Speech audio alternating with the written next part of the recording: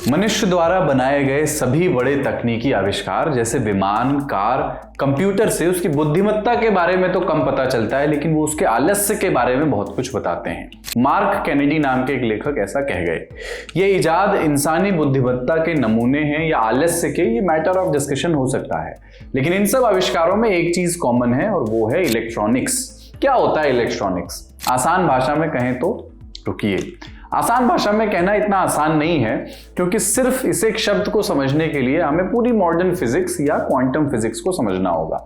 हालांकि समझ में तो खैर अभी तक वो वैज्ञानिकों के भी नहीं आया है ठीक से, और ये अतिशयोक्ति या फिगर ऑफ स्पीच बिल्कुल नहीं है, बिल्कुल सच है।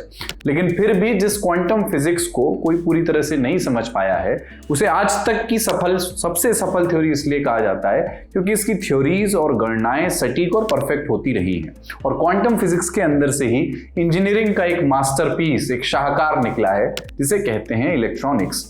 इलेक्ट्रॉनिक्स ही है कार, इलेक्ट्रॉनिक्स ही है कंप्यूटर, विमान या ऐसी कई तकनीकों की जननी। इस तरह के जितने भी आविष्कार आप देखते हैं, इलेक्ट्रॉन्स जैसे सूक्ष्म पार्टिकल पर अपने सीमित ज्ञान के बावजूद इलेक्ट्रॉनिक्स से हम जिस तरह से घिरे हुए हैं, किसी का शायर मन ये कह सकता है कि तू ही तू हर जगह आजकल क्यों है। इलेक्ट्रॉनिक्स की झंडा बरदार एक छोटी सी चिप आज का सबसे बड़ा संसाधन है, सबसे ताकतवर हथियार। दुनिया के ताकतवर देश यूं ही इसके पीछे नहीं लगे हुए। सवाल उठता है कि भारत इलेक्ट्रॉनिक्स के मामले में कहां खड़ा है। भारत की इलेक्ट्रॉनिक्स और आईटी मिनिस्ट्री ने हाल ही में बताया है कि भारत न सिर्फ इलेक्ट्रॉनिक्स मैन्युफैक्चरिंग में काम कर रहा है, बल्कि एक बड़ा एक्सपोर्टर भी बनकर के उभर रहा है। और भारत में ये इंडस्ट्री सालाना 23% की दर से बढ़ रही है। लेकिन आलोचकों का यह भी कहना है कि इलेक्ट्रॉनिक्स के मामले में भारत क्रिएटर नहीं, क्यूरेटर की भूमिका में अधिक है। तो आज इसी पर बात करेंगे। हम जानेंगे कि भारत इलेक्ट्रॉनिक्स के फील्ड में कहां खड़ा है, ये क्रिएटर और क्यूरेटर के बीच का अंतर क्या है, और क्यों अभी क्या अपने लिए दिल्ली दूर समझ में आती है, या कितनी दूर है दिल्ली, कितना फासला हमें अभी तय करना है। नमस्कार, अपन है कुलदीप और आप देख रहे हैं जटिलता का विलोम और सरलता का पर्यायवाची आसान भाषा में।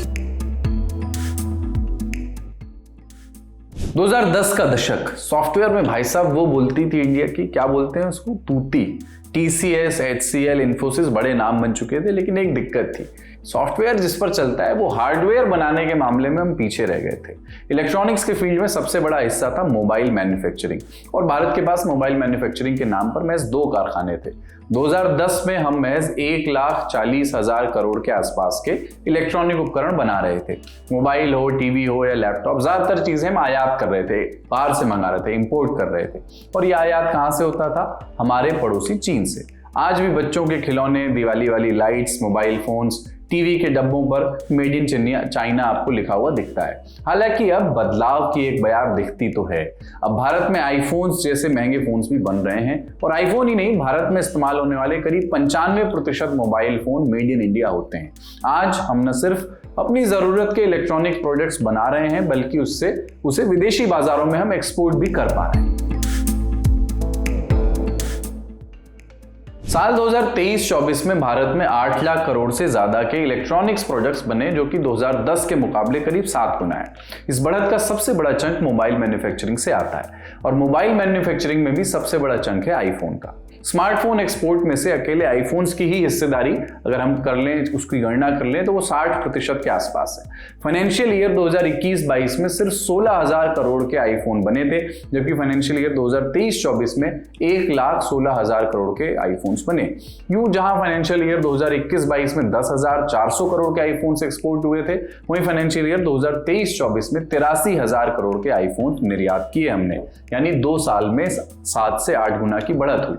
भारत के इलेक्ट्रॉनिक्स और सूचना प्रौद्योगिकी मंत्री हैं अश्विनी वैष्णव। उनका कहना है कि भारत की इलेक्ट्रॉनिक्स इंडस्ट्री अब इंपोर्ट सब्स्टिट्यूट की जगह एक्सपोर्ट लेड ग्रोथ कर रही है।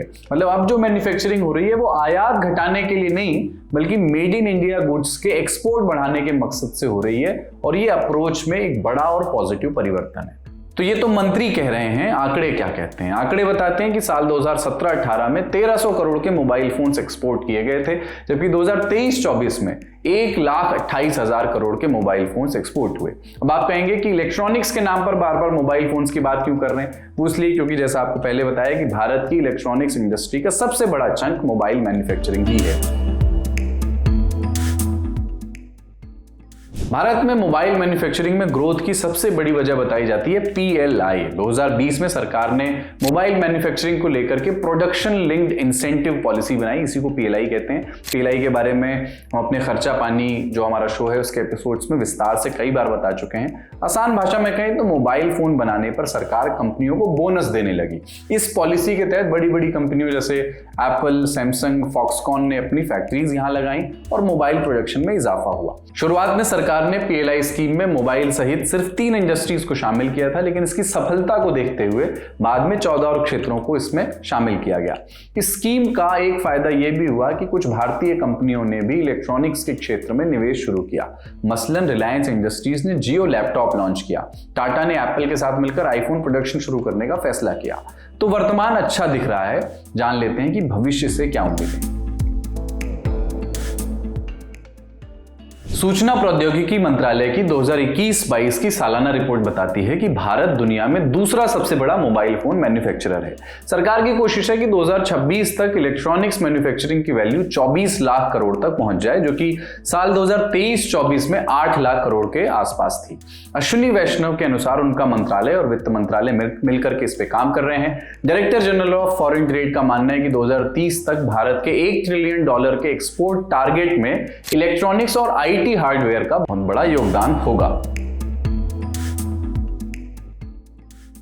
तो जैसा हमने शुरू में जिक्र किया था, कुछ जानकार ये मानते हैं कि इलेक्ट्रॉनिक्स के मामले में भारत क्रिएटर नहीं क्यूरेटर की भूमिका में अधिक है। मतलब मैन्युफैक्चरिंग के नाम पर भारत में अभी सिर्फ चीजें असेंबल भर हो रही हैं, यानी मोबाइल की स्क्रीन, कैमरा, बैटरी, ये सब भारत में स्क्रैच से नहीं बनता। इनके बहुत सारे पार्ट्स जो हैं वो इंपोर्ट किए जाते हैं, बस इन्हें जोड़ा भारत में जाता है। आप ये कह सकते हैं कि असेंबलिंग भी कम से कम कुछ नहीं से तो बेहतर ही है, लेकिन रियल मैन्युफैक्चरिंग के मुकाबले इसमें इन्वेस्टमेंट भी कम होता है और रोजगार भी कम मिलता है और प्रॉफिट भी उसी हिसाब से थोड़ा कम होता है।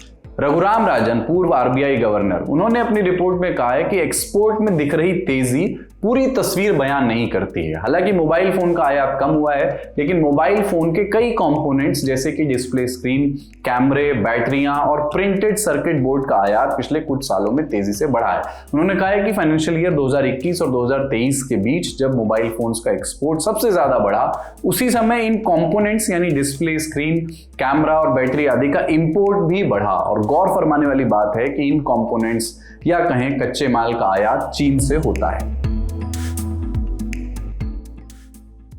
चीन दुनिया में सबसे ज्यादा इलेक्ट्रॉनिक्स की मैन्युफैक्चरिंग करता है और बहुत सारे प्रोडक्ट्स भारत में भेजता भी है। भारत की चीन पर कितनी निर्भरता है, इसे कुछ आंकड़ों से समझिए। 2019-20 में भारत ने चीन और हांगकांग से 83,000 करोड़ के इलेक्ट्रॉनिक कंपोनेंट्स आयात किए, जो साल 2023-24 तक बढ़कर के लगभग 2 गुना हो गया।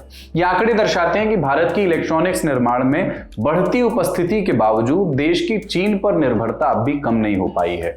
हम अब भी बड़ी मात्रा में कंपोनेंट्स चीन से आयात करने पड़ रहे हैं। देश में स्किल्ड लेबर को बढ़ाने के लिए काम करना होगा।